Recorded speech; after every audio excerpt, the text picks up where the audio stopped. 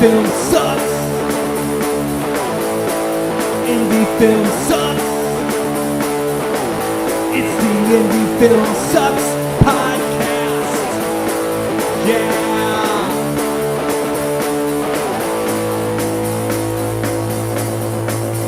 Coming at you from the mean streets of St. Louis, from a basement on South Broadway, the Indie Film Sucks podcast. Because indie film is awesome, even though it sucks.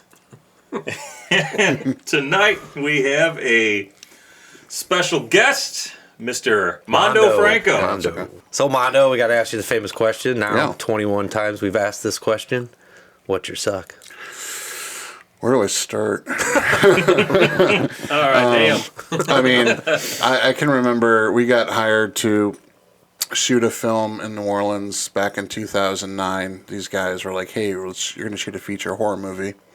And we got a diner location. So write a diner scene into your movie. I'm like, all right, cool. This is fun. Like a roadside diner? It's like, yeah, that'll be great. Write the scene. We get down there, and everything is like not what we thought it was. I'm like, all right, we're going to go to the diner scene. We're shooting that tonight. I'm like, oh, okay, cool. No time to location scout. Let's go. We get in there. It's a Greek restaurant. An obvious Greek restaurant where, like, you know, there's decor and everything and the music. And I was like, okay. And they're like, well, this is our diner? It's like, yeah. So you guys got 3 hours. Shoot your scene. I'm like, okay. So I was like, well, part of being a filmmaker, especially indie filmmaker, is thinking on your feet. So I picked the plainest corner and took off the nice plates and the tablecloth, made it plain, and we shot a scene. It was like a master, a two shot. 4 people sitting around a table eating and talking. So just master, 2-shot. That was all we had time to do. We did it. The movie's terrible. No one's ever seen it. But we did it. That's the important thing. That's the important thing. Yeah. Yeah, it's pretty typical, right? Yeah. We got a diner. Okay, so you got a building that we call it a restaurant, right? So now go build a scene around it. Right. Pretty much. I mean, you know, I can't complain too much. It was a free trip to New Orleans, round trip, flight, food, place to stay. No, that didn't suck. Where's the suck part? Yeah. Just being out of the gun to deliver a product that, you know. So somebody hired you to direct? Yeah. 3 features in a month.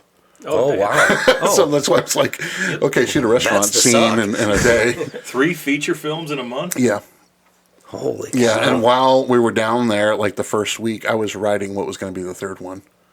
So what is that, like 8 days to shoot each one or something? Well, I had less than 5. I had like 4. 4 days 5 per film? Yeah, and then a friend of mine did the second film that I acted in. I had to wear a loincloth, long story.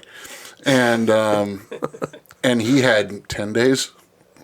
I think he was supposed to have 10, but it got pushed to 12. And then I had 3.5, 4 days to do the last one, which we didn't finish. What genre? All of them were horror films. Okay. The second one, like my first one was like it's on my IMDb page, and even though it's never got finished, it's called The Bayou Butchers. It was kind of like a Texas Chainsaw Massacre type movie with a bunch of people that live in the bayou and the swamp and just hunt people. And the second one was called Voodoo You Love. It was like a rom-com voodoo spell gone bad. It was, you know, really kind of whimsy. And then the last one was like this artistic supernatural ghost movie that made no sense, and the producer asked me to rewrite it, so I did, so it made more sense. And then again, we only had 3-4 days to film it. So, I mean, like, there was a lot of fun. I mean, it was fun, but it was just stressful to, like, do that much work in that little time.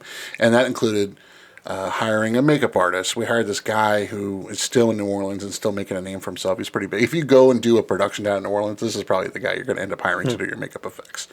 Really, his name's Carlos Savant. Really cool guy. And then, yeah, we had to cast, hire everybody, and shoot. How long ago was this? This was in 2009, I want to say. So these had to be micro-budget films, right? Yeah, I don't even know what the full amount was, and our deal was points. Oh, points. There you go. And we had to literally, to legally obtain the legal rights to our script, we had to sell them, so they gave us $1 to legally transact power of ownership or whatever. Let me guess, you're still waiting for those checks to come in. I mean, the movies never got finished, so Oh, wow. Any of them? no.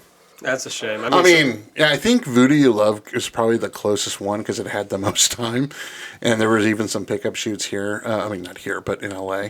I think the guys were thinking it was going to be easier than it was, and then I guess when I saw Dailies, like, well, why doesn't it look like the remake of The Crazies? I'm like, well, Right, yeah. because so we had 3 days. Yeah. We knew that it was a pretty big task, but we're like, well, I mean, we can try. So, So I Well, mean, This reminds me of Sub Rosa Studios. They're out of New York, like 20 something years ago. They had a deal like that where they had like 20 titles and all. I don't know if they even had titles. They had like 20 ideas, and they pitched this to Eric Stans. He said, "Hey, we've got like 20 ideas.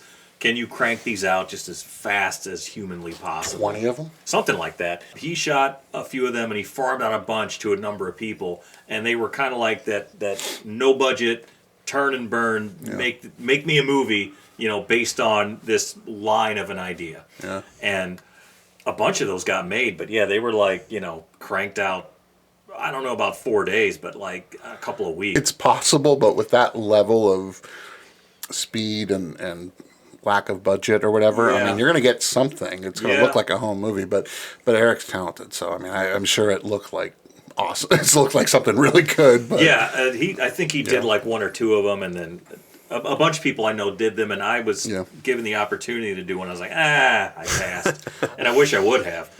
what are those guys' names that did Canon Films? Oh, The guys that owned it, and they were like, they would sell movies before they were. Golden Globus? Yeah. Those guys, Yeah. like, it sounds like something, like a trauma.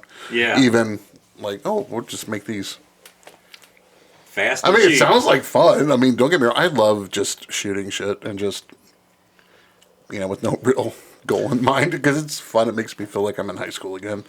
so where were you in your career when you took that gig in New Orleans? I was not really doing much. I was doing short films. Okay. I'd made I had made 2 features that have never seen the light of day. Nice. Thinking, I'm like, I'm going to make this and go to Sundance and get made. I know that feeling. Yeah, just like I thought. well, how did you get I started should actually at the very beginning? Like filmmaking? Well, what made you think independent film this is my jam? I grew up just being a movie person. I love movies. I speak fluently in quotes. Just a big geek, and I wanted to be Van Damme. It's kind of like watching Bloodsport and Sure. Kickboxer growing up, and Yeah. watching RoboCop and Terminator and Aliens, and like, oh, this is cool. I want to be the guy holding the gun. I want to be the actor. So I wanted to be an actor, and I would play with the neighborhood kids or kids at school, and no one made believe like I did because I was like so into it. It was ridiculous. Like I took the game we were playing so seriously, and I would direct the scenarios. I'm like, all right, I'm going to come in here, and then we fight here, and this, I don't know. It was like, I was a fucking big loser. But I wanted to be an actor, so I took theater and did a bunch of plays in high school and got into college. And then while I was in high school, I was doing creative writing, and we had to write a script. And I was always thinking, well, what if I write my own movie? I still have it somewhere. I wrote a feature that's like 70-something handwritten pages, and it's cool. like Nice. different like size font and colored pen and marker and different kinds of paper. It's just like wadded all together. It was about a summer of a group of friends growing up, going into high school. It was, I don't know what I was thinking. But, Believe it or not, I have one of those myself. yeah, I used to have it. Somewhere. Yeah. It's terrible. It's No, it's the process, though, right? It is the process. So yes. it's actually in a Trapper Keeper. Yeah, I wanted to be an actor, and then in high school when we wrote a script, you gotta direct a movie. I'm like, it's a short film. You can either perform it in front of the class or make it short. I'm like, I've always wanted to make a movie. That'd be cool. Like, we should direct it. Well, Mando should, because he's the one that loves movies. I'm like, okay, I guess I can do that. I just fell in love with the process. I'm like, fuck acting. I want to be behind the camera and tell people what to do. That's way more fun. And I like every filmmaker, you make one and like, that's so good. And then that one person's like, this really sucks. And you're like, yeah, it does. Man, the consistency of the people that come in here that we interview, it's like every life story is exactly the same. Yeah. Thought I was going to Sundance. Thought I was going to do this because that's our story. I know. Same Indie thing. film sucks. Yeah. Yes, exactly. Yeah. So so that's kind of how I got started. I just kind of kept making shorts on the weekends with my friends, and graduated high school. I was like, well, it's time to go to college. What are you going to do for a living? I'm like, I want to make movies. I want to do this for a living. And unlike a doctor, you can't just go to school and get a degree and just become a filmmaker. Right. I mean, Sadly. I mean, maybe there are that 1 in 3,000 that does happen to, but it's, Right. We know that story. So, are you working in it now full time? Is that what you do? Or? No, I have a full-time office slave job. Gotcha. The balance of life, that's probably the indie film sucks right there, is the balance of life plus your passion. That is, it's almost an impossible feat. I was born and raised in Los Angeles, and then I moved to the Midwest, and a lot of people I knew in the Midwest, in LA were like, oh, so you left Hollywood, you're not going to make movies anymore.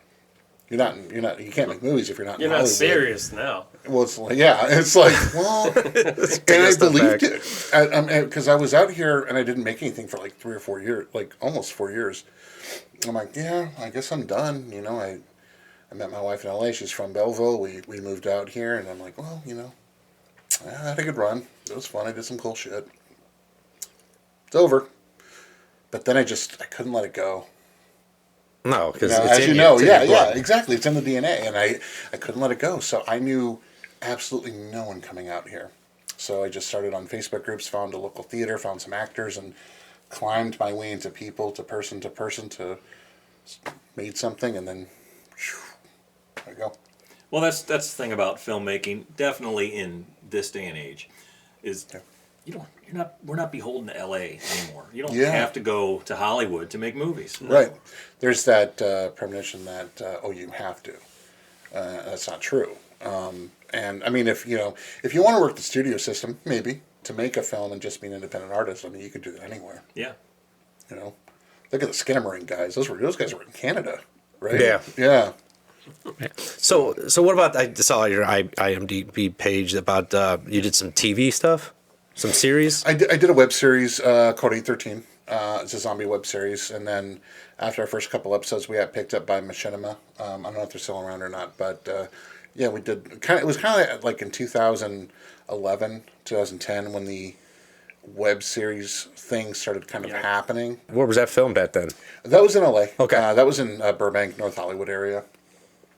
We shot off and on for like 8 months, something like that. Weekends, like whenever we were available, and we put it together and put it out there. Yeah, I mean, it was our first rodeo in terms of like all of us working together. The crew was very Scotch tape skeleton crew. Know that feeling? I mean, it was a learning process. I mean, because I'd only played by myself. I was in my own sandbox and working with my own friends, my collaborators that I held so close to my heart. It was 813 was the first time I left my sandbox, my comfort zone, and worked with strangers. So that was kind of like my first like growing up experience. It was kind of like filmmaker high school. Gotcha. I'd been in elementary school this whole time. Now I was just skipping middle school and going straight to high school. And there were times I was like, this is really hard. I don't know if I'm cut out for this. I mean, it was definitely a huge learning curve more than anything. We did festivals. We got some awards. It was a good time. And then that was kind of like the stepping stone, like, what do I do now? And that's when I had to step up in the career and do something even bigger after that. So what came after that? Dollar Baby Stephen King program. Dollar Baby. Yeah. Saw your interview. Thank you. And talk about that, because I was telling Chris this before we got on the air about that with Stephen King and all that. So go into that. Despite popular belief, I never met King and never had a conversation with But him. he had to have read your stuff. He probably did, but I never. It wasn't good enough for him. Like, hey, let's talk. You apply for the Dollar Baby program. You apply for it on his website. Just because you applied doesn't mean you get in. You get limited rights. You get limited rights for a year to adapt a short story. I did The Boogeyman, which at the time was on the list, well before the one actually came out this year. But yeah, I applied for that, and I got to make it. We did crowdfunding, and that was kind of like the biggest thing I had done at that point. That was right after 813, and that was like my next step. I was like, all right, I got to do something bigger, get my name out there more, get my film out there more, get my stuff seen, work with different people. That was my first time with like a big crew, you know, which is like 8 people, script supervisor, AD, and Oh man, big time now. Yeah, I'm like, oh, hello. But after that, I'm like, I can't go back to doing it by myself again. And that's probably why I didn't make anything for a little while after that, because I was so stuck in my head that I need a crew. I need a scripty. I need infrastructure. I need, you know, this, that, and the other. I need a focus puller. I need grips. I need this. I need that. I need someone to bring me my chocolate milk. That was the wrong way to go about it. So I stepped down and started doing smaller things again for myself with a small group of people again. And, you know, it's kind of the roller coaster of indie filmmaking. Mm-hmm. Yeah. You know? So was Stephen King always like an influence of yours? Like, why did you pursue that with him, and how did you find out about that program? Indirectly. I mean, you know, Stephen King was just always one of those things that was there in childhood, whether it be in the mom and pop video store and seeing the VHS for it. So Stephen King was just always there. Mm-hmm. You know, so I wouldn't say I was directly influenced by him, but he was always just there. My ex-girlfriend was reading The Skeleton Crew, which is the book of short stories, his first collection that had the Boogeyman in it. Out of all those stories, the Boogeyman just struck a chord with me. It just felt a very grounded story. What I like to relate it to is like The Exorcist. You know, like we've all seen The Exorcist, right? And we know it's not real, but let's say it was real. That's probably the closest account. Yeah, it's based on a true story. From St. Louis. Yeah. So it's like, but it's kind of like that. Like if this really happened, it would kind of be like this. It's very intimate, very closed off. You know, like this, if it really happened, this is what it would be like. That's how the Boogeyman read to me. It's like, we all know the Boogeyman, like the superstition of the Boogeyman, the guy in the closet, you know. But it was like, if the Boogeyman was real, and it was like an actual event, like this is kind of a very intimate way of probably what it would be like. And that's kind of what stuck out to me the most. That hit me, and I was like, I really want to make this and put my own spin on it. I applied, got it, and then we made it. What was your budget? I know it's a short. What was your budget on that, if you don't mind saying? A little over $6,000. Okay. Yeah. How'd that shoot go during the production? It was great. I mean, it was a little nerve-wracking sometimes because we had a very tight schedule that we had to stay on. 4 days? We did 7, actually. We were on 4, off 2, on 3. It was my first time like shooting at. We got to close down a restaurant and film in an actual restaurant. I know I did in New Orleans a few years before, but it was an actual diner. I got to pick the restaurant, and we had a whole night there. What was the end result? It was great. I mean, we played a bunch of film festivals. It still continues to play, which is a crazy thing. There is a book, the first official Dollar Baby book, called Dollar Baby the Book, and there's an interview with me in the book, which you can get at Barnes & Noble or Amazon, like that book's out there. It just reached further than I ever thought it would.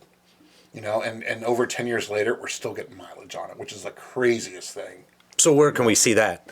So, due to contractual obligation with Stephen King, which sounds fucking fancy. No, I looked for it when I saw it on it's not available publicly. Part of the contract you sign when you make this is you can take it to film festivals all you want. You can put clips online. You can put a trailer online. You cannot put the film in its entirety online because I don't own the rights. I have the non-exclusive limited rights. So I have a link for it on Vimeo. We have a trailer online.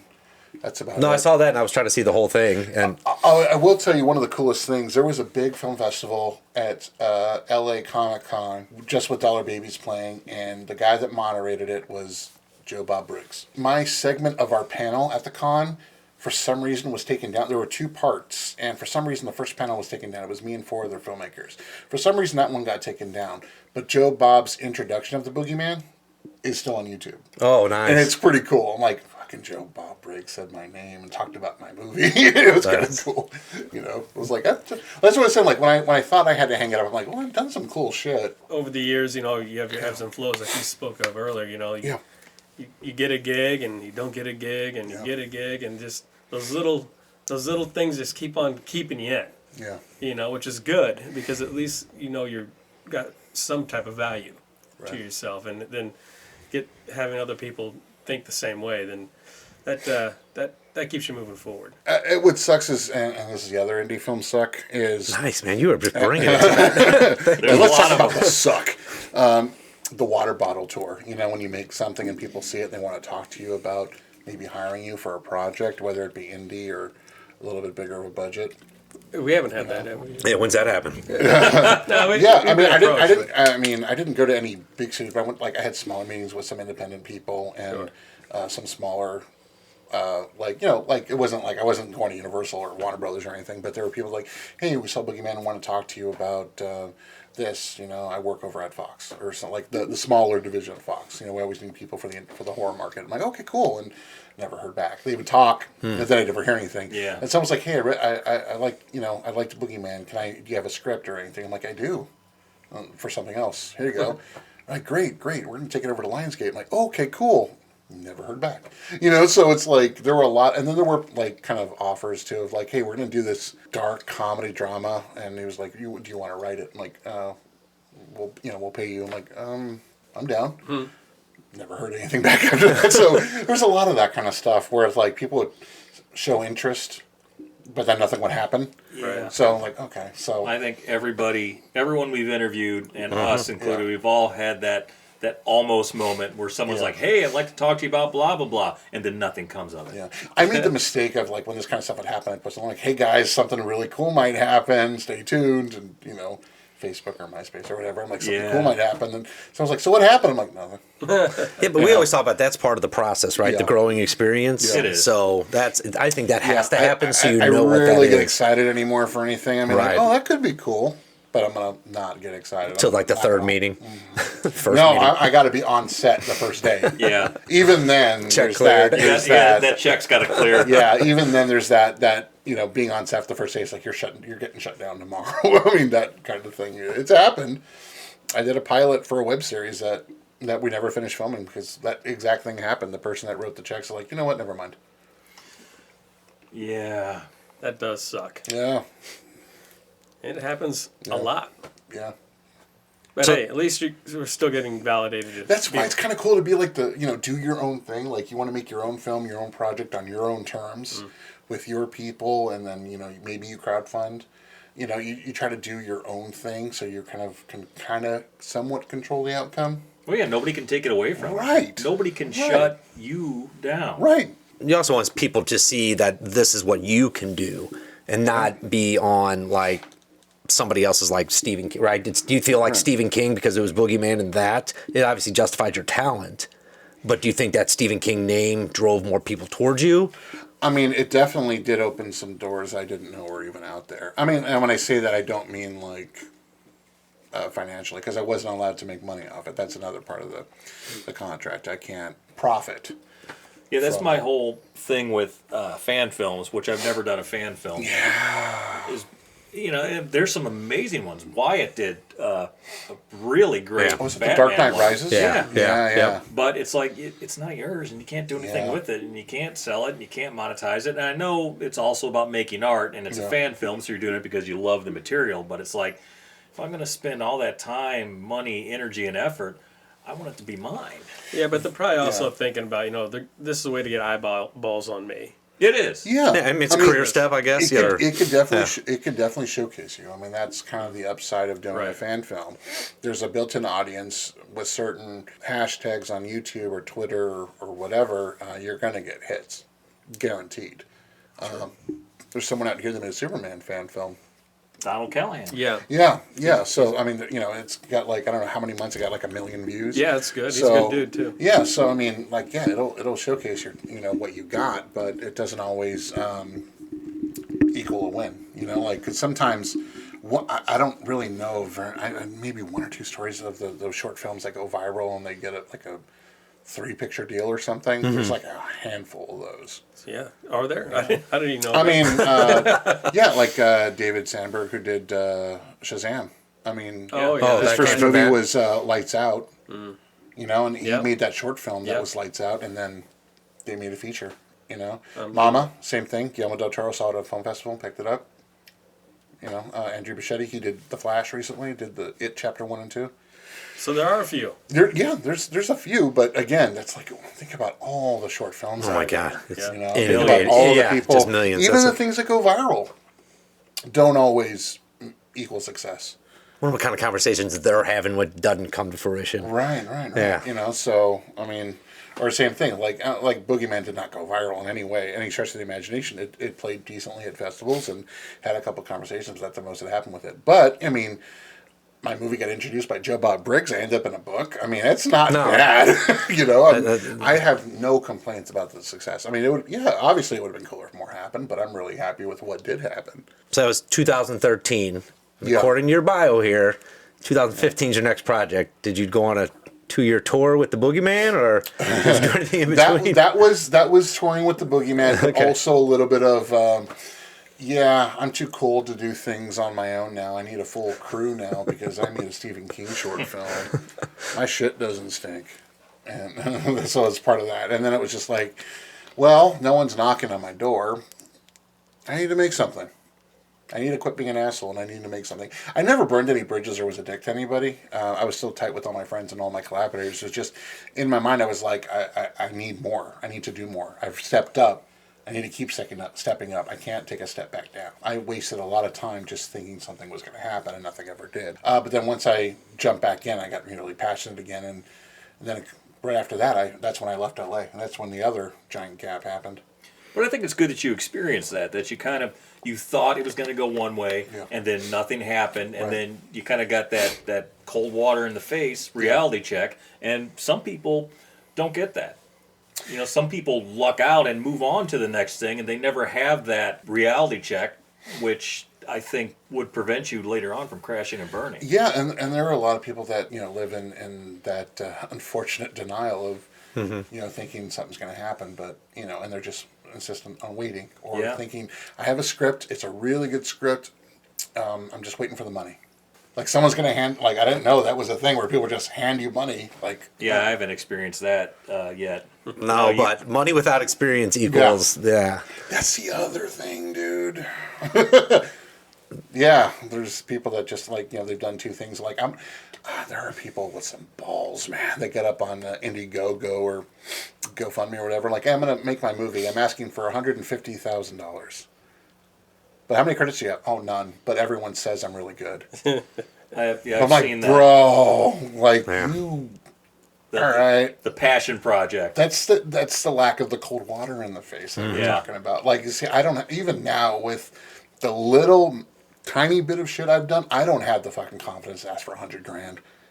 I don't. I don't think I could get that. But there are people that feel they can, and they just... I don't know. You gotta just make shit. You gotta just make shit and keep making it. Make mistakes. Humiliate yourself a little bit in front of a crowd of people where they watch something that you think is good and you see it on the big screen with other people and they see how bad it is. And then you're like, oh shit, I suck. And you do one of two things. You either pick yourself up and okay, well, I gotta do it again and do it better and be more careful next time, or you quit.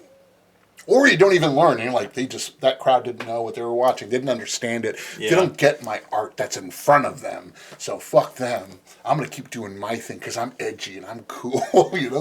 I've known those people too. You're smiling I know that. No, fucker. because it's the people that don't listen either. Because Right. they're not saying all bad stuff. You just don't hear the good stuff. Right. And then, and take that in advance. And that's why I think you're still in the game. Is because you saw, hey, I worked it, and I did all this stuff, and I did this, and now you're where you're at. You want another indie film suck? Yeah. My second feature, I rented out a movie theater, and I charged admission to get some money back. And we're playing at this theater in Pasadena, California, and I'm excited, but then I'm seeing takes that aren't as good as I thought they were in my head. I'm like, ooh, and I'm noticing little mistakes. I'm like, ooh. There's a blooper in the movie that got left in. There's a really intense scene. There's a jump scare. Camera keeps going, and I start, because I'm in the movie, so it's my scene, my cameo scene. I start laughing, and you see the camera go down, all right, let's do it again. And then it cuts to the beginning scene. Somehow that got missed in the editing process. Oh, shit. And people started laughing, and I just sank in my seat. I'm like, oh my God, I'm fucking dead. I was so embarrassed, and then I saw people get up and start leaving. Because it was open to the public, so people that were on the street oh, movie premiere, I want to go. Right. And Hollywood. They saw a piece of shit that night. And, that was... Talk about fucking reality check. What film was that? It was my second feature that's not on IMDb. It's called Victims. It was... I don't even know what the fuck it was. There's such a convoluted plot. People watching it were victims. Is that what you're saying? Pretty much. It was an audience experience. It's not a motion picture. It's an experience. And they were all victimized. For You can sure. repackage that and put Yeah. that back out. Yeah. That's a good story, though. I mean, it sounds like you kept going and grinding and learning. I mean, I still make mistakes. I still don't know everything. I mean, I'm sure you guys can relate. It's like, every project you learn stuff. Oh, yeah. And everyone's had that my shit doesn't stink phase. We're like, you think I'm pretty good, and then you find out, well, I ain't shit. Maybe you haven't. Maybe we're like, no, we're good. Trust me, We've we have. been there. And that's why I like you, Mando, because the more you tell about what sucks, because that's not the purpose of this. We're not talking about indie film sucks. Talking We're about open to get our experiences. our sucks out, so other people don't make the same mistakes we did, and maybe their path in indie film can be a little bit better than ours.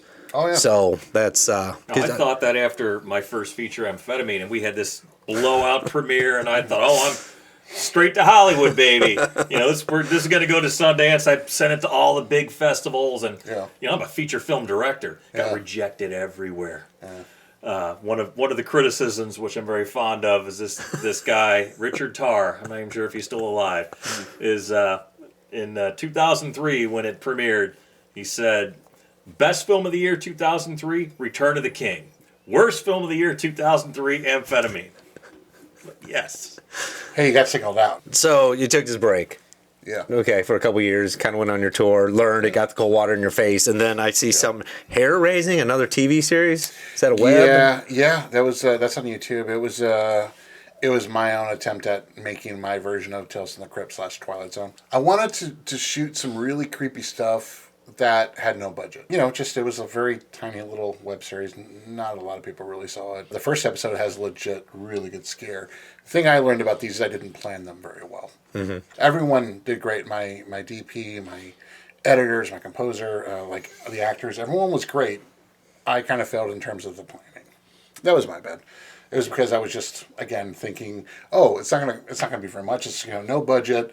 We'll do it in a day, in 3 hours, small, one setting, one room, short film. We'll do this very quickly. Still, even if it did turn out well, like you probably had in your head, how would you have gotten it out there to the public to see it? So what type of platforms were you looking into back then? I mean, it was just YouTube. Like, I was thinking it was going to catch fire. Like, I was thinking I can put a really good scary one up and, people will see it and maybe it'll just spread. Didn't happen. Just hoping for like an organic growth. Yeah, pretty much. I was thinking that, I'm like, hair raising, this might be the thing. It's like small and it's going to be cool and, Right, want more. They want more, right? That's what you were hoping people would. Yeah. Like, when's the next one coming out? When's the next one? Yeah, and it just, again, they weren't as well executed in terms of planning, and that's, again, my bad. So, learning process.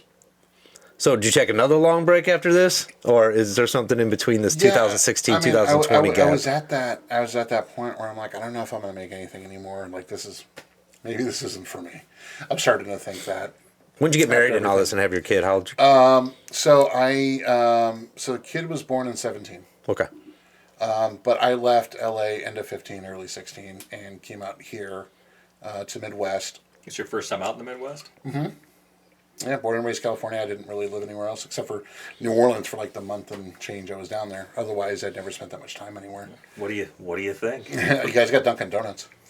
Yes, we do. I met the lady who girlfriend, fiance, wife, had a kid right before we got married, and again, I'm taking that. I'm out here. I don't know anybody. Everyone's like, "Hey, you're done, right?" I'm like, "Yeah, I guess so." I got inspired because I saw snow. First time I ever saw snow. I'm like, man, it'd be really cool to make a movie in the snow. No, it was not cool at all. I mean, it was cold, but it wasn't cool. I can attest to that. So can I. So did you have boots?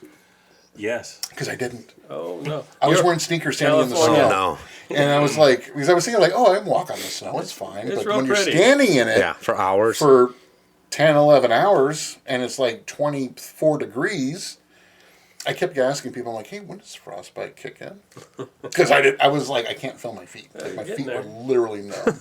Who did you meet? Because you said you did got into the theater groups in Belleville or the community. Who did you meet first in the film from St. Louis, or how did you? Yeah, my wife had a friend who went to Webster, and she had this Christmas party, and there was this individual at the Christmas party named Lou. Lou said, "Oh, you make horror movies? I know an actress that loves horror, and you guys should talk." I'm like, "All right, that's cool." And that turned out to be Jackie Kelly, who, if you're going to make a horror movie, you cast Jackie Kelly. So I met Jack, and we hit it off really well. And at the same time, my coworker said, like, "I have a boyfriend that likes horror movies." I'm like, "Oh, does he make them too?" She's like, "He does." I'm like, "That's someone I want to talk to." That ended up becoming my friend Randy, who was my DP on the first short I did. So all these things just kind of slowly started coming together. I don't live that far from Swick. And I was like, they're going to have a theater program. Theater's got to have actors. They've got to be wanting to do stuff.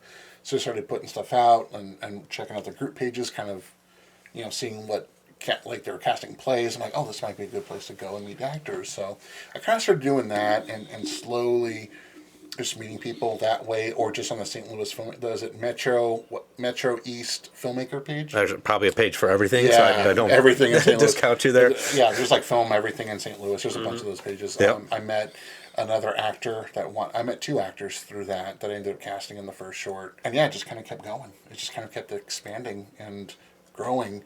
And then we did the first short. We're in post on that one. My sound guy's like, "Hey, I produced too. Do you want to do something else? You got something small?" I'm like, "I do have an idea. I have a 4-page script," and we ended up making that next. So wait, the first one was X Massacre? Did I X say that Massacre. right? Yeah, you said you're the first person to say it right. That was like Chris Massacre. X Massacre. Yeah, it's an 80s looking slasher film. So hence the Santa snow. Claus slasher film in the snow.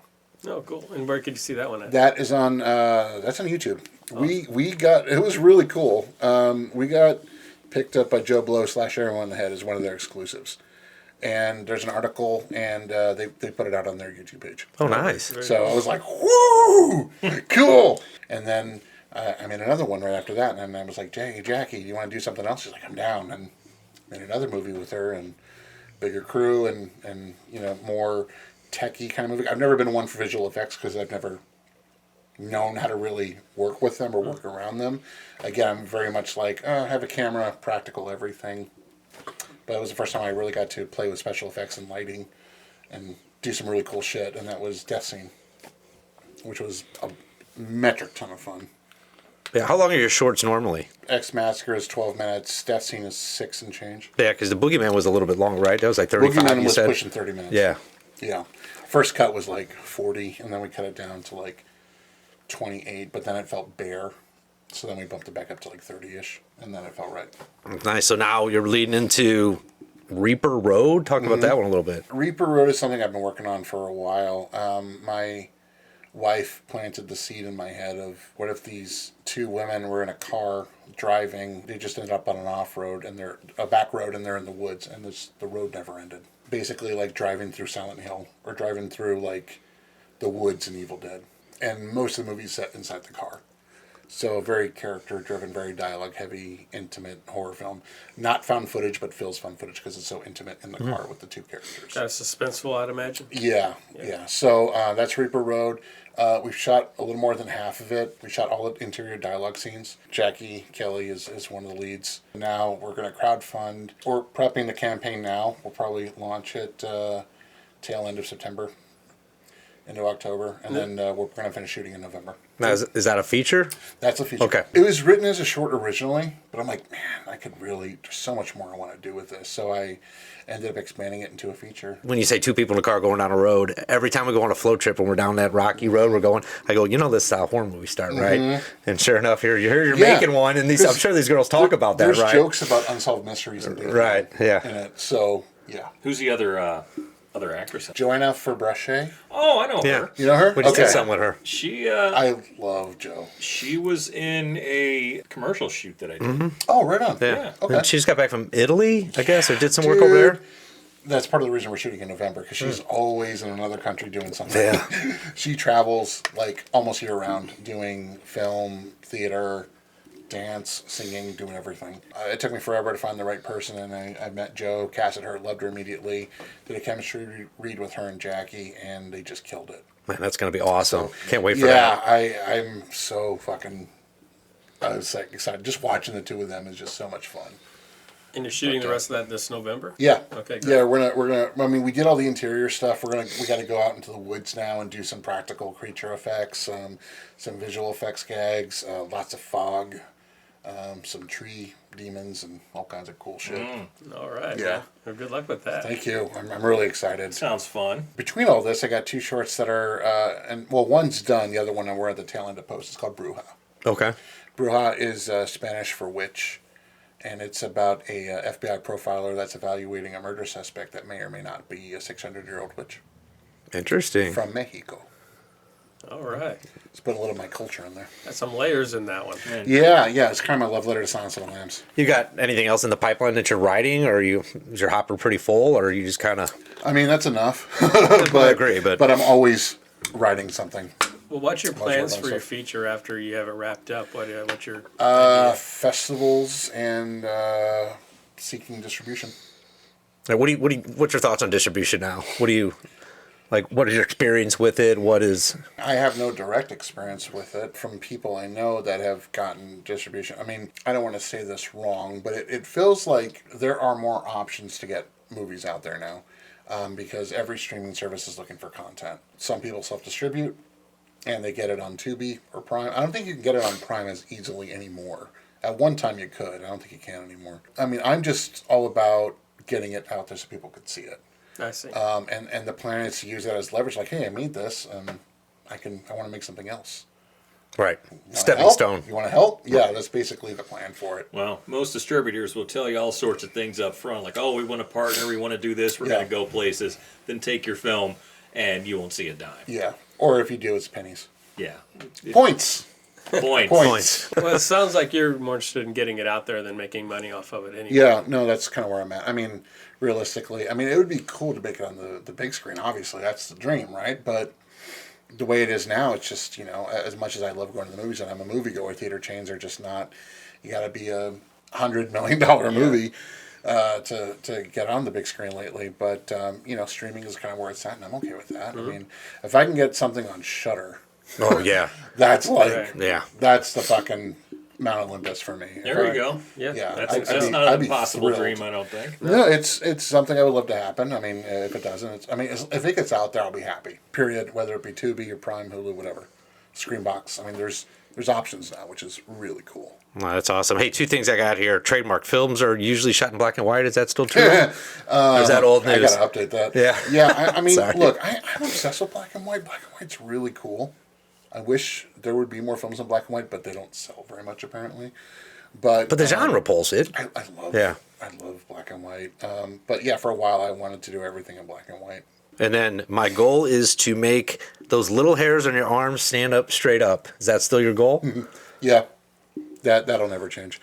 If you're a genre fan, there's a difference between the jump scare. You're like, oh shit! Anyone can have someone grab your shoulder and make you jump. I mean, that's a big trope. But those scenes in movies that you just are implanted in your brain and just make those hairs in your arm stand up and just really give you the chills. That's the shit you remember, and that's the stuff I would like to do. I would like to share that with an audience when they're watching something, whether at home or in the theater. So late at night, they're all fucked up because thinking of what you did. Yeah, and I feel good knowing that a couple of the things I've done have done that, which is cool. So do you have a favorite director or favorite film? My favorite director of all time is Alfred Hitchcock. Oh, mine. Same. You know? Right there, brother. Well, yeah. It's funny because like it sounds like so easy to throw around, but dude, I mean, like, complex individual. it's hard to pick like really good stuff that isn't out of his main catalog towards the end of his career, because that's when Psycho and The Birds, North by Northwest, all that stuff came out later in his career. But if you go back to his earlier stuff, like Post Lodger, like when he was still in the UK, like Sabotage, 39 Murder, Steps. 39 Steps, Blackmail, Notorious. Notorious is so fucking underrated. No one talks about Notorious or The Wrong Man. Yep. The Wrong Man is like so ahead of its time.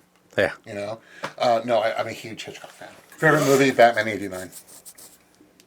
Oh, the Tim Tim Burton. Burton one? Yep. Yeah. First movie I ever saw on the big screen at 6 years old at the drive-in. Well, stuck with you. To this day, my favorite movie of all time. I had that poster in my bedroom. You know, I've only seen that movie once. What? I've never seen it, so What? sorry. Man, You never seen it? you guys No. missing out. I got No. Well, I seen it once in '89, and that was it. After I made a couple short films, I saw Psycho for the first time in high school. That was a movie that made me want to be a director. Yeah. Psycho is my number 2 favorite movie of all time. I could talk Hitchcock all night. The MacGuffin, I mean, everything. Yep. Go. Yeah, I took a whole class on him in college. Right on. Yeah, he's a good deal. I think Frenzy should have been his last movie. I don't, I liked Frenzy more than Family Plot. but weren't I they don't under like Family contract Plot. back then, too, to make, I think he was obligated to make so many movies, and I don't know. He made like 60 something. I know. An incredible amount. I mean, you would never find a director now making that kind of movies. Nope. Back to indie film sucks. I'm like, all right, nerds, quit talking. All right. What do you think, Grega?